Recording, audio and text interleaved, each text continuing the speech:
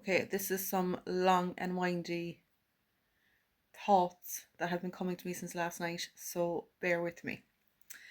So, going back to about a week ago, I was doing a spiritual reading for a client. It was a more kind of soul work reading, and what came true was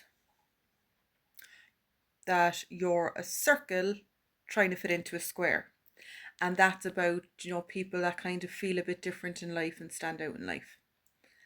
And as I was giving the message, as with a lot of times when Spirit does give messages, a lot of it resonates with you as well. So that really resonated with me because I would see myself as that at times. A lot of it, more so when I was younger, a lot of the times.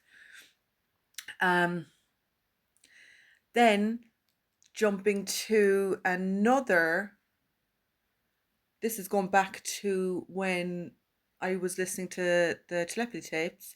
There was a boy on it, and he said, like, a lot of what God creates, what comes from God, is round. So if you think of like your blood vessels, they're round, the planet is round, eyes are round, the physical aspects of you are round. um you go back into like plants, food, biology, the earth, everything created from God can be seen as round, has a round aspect to it, where everything created by man is a line, is linear, straight. Again, the circle and the cube. And from what I know from spirit, and energies, like, this is a 3D reality. The earth is a physical being and is 3D. And a lot of what we work with in our everyday is 3D in the material aspect. A lot of us, there's many in this world that's all they focus on, because with our minds, with the construct of the ego, we, so a lot would have more value in the material because it's something they can physically hold, so that's what's real to them. So a lot are 3D souls incarnated into a 3D world. But if you, from what I've learned from spirit, there's a lot of neurodivergence out there. I resonate with that. I know I am one. And with neurodivergence, in the spiritual aspect, that is a 4D soul. So for some, there's 4D souls being incarnated into a 3D world, which are a lot of those people who feel like they don't fit in, or they have to make that extra effort to try and be normal, fit in, doing what they think will make them feel accepted when they're really not supposed to. But then you see a lot of those souls being a lot more empathic. And another side effect of being empathic is you can see all sides of a scenario, all sides of a story. If there's a conflict in front of you, and some of us do it to our detriment, A, we can't hold grudges, B, we can't stay mad, because you can see all sides, you can see the perspectives, you can see where people are coming from. And if that's why it's very hard to take sides. That's why, like, a lot of empathic and neurodivergent people would just kind of, as some other folk will have it, they would say you're just sitting on the fence. And oh, they would say, oh, you're, um big up, take a side. You can't. It's actually too hard to do.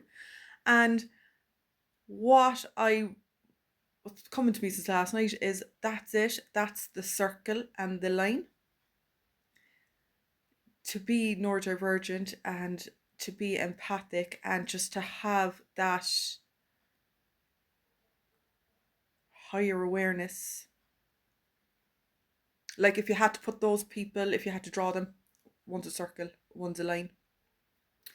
Um, And there's nothing wrong with that. We're all created the way we are for a reason. There's something in it for all of us.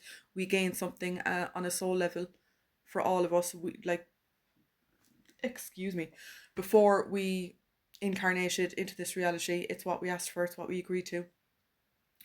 But it's fascinating to think about. Like when you think of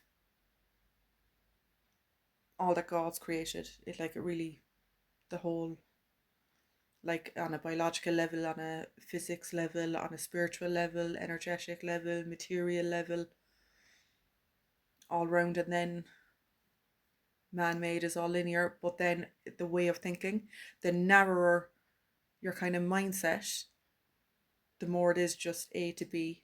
And the more awareness you have, the more comprehension, the more higher perspective, literally, if you think of a bird looking down, um the more rounded it is. And it's funny because like spirit can have a sense of humor as well, and they work a lot with metaphors and anagrams and images. That's why I was saying in another video, visualization is very important, because um it's the area with the pineal gland and stuff, that's what you would use. So the way they showed me with how with some you kind of don't see it until you really look hard and have a higher perspective. They showed me the spire in Dublin. So if you're looking straight on, if you're just standing there looking straight on, it's just like a line going up. But if you bring yourself up on top of it, like above it, and look down, you will see the roundness of the spire.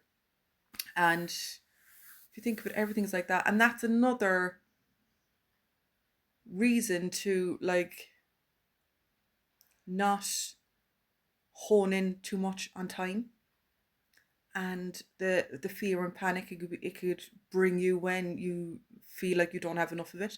Because if you keep thinking about it, you're going to create a reality that revolves around it. But if you just rise above, you know it doesn't come into it, you will still achieve what you need to achieve. You will experience what you need to experience within the time frame, if you don't think of it as a time frame, that you have, because it's already been determined. Everything everything happens on an energetic level before it happens on a physical level, and that goes for the thoughts, the what resonates, the conclusions you come to, the whole circle and the line. Because time, in essence, does spiral. If you think of a shell, how it goes around. If you think of, like, as you peel an apple, if you peeled it all in one go instead of little bits, it will kind of crumple down. That's the way time is. It's our mindset and thinking of the 3D is what makes it a line.